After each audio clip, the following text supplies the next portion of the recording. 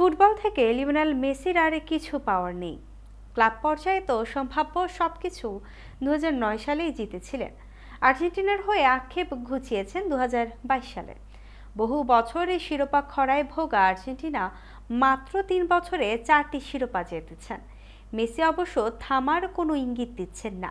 Club career হয়তো অনেকে পিছিয়ে থাকা MLS-এ কাটাচ্ছেন, কিন্তু জাতীয় দলে এখনও প্রাণভ্রমরা তিনি। এবার অন্য খেলাতেও মন দিচ্ছেন মেসি। সাইক্লিংয়ে আনতে যাচ্ছে নিজের ব্র্যান্ডের বাইক।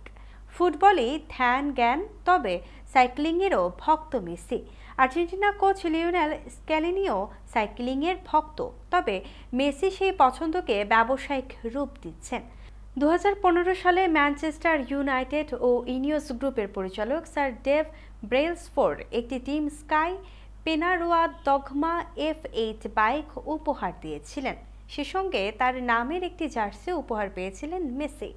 মেসি এখন নিজের ব্র্যান্ডের সাইকেল প্রক্রিয়া শুরু করেছেন। শোনা যাচ্ছে এক বিশ্বমানের সাইক্লিস্টের সহযোগিতায় যে সাইকেলগুলো আনছেন সেগুলোর মূল্য 10,000 ইউরো থেকে 15,000 ইউরো পর্যন্ত হবে।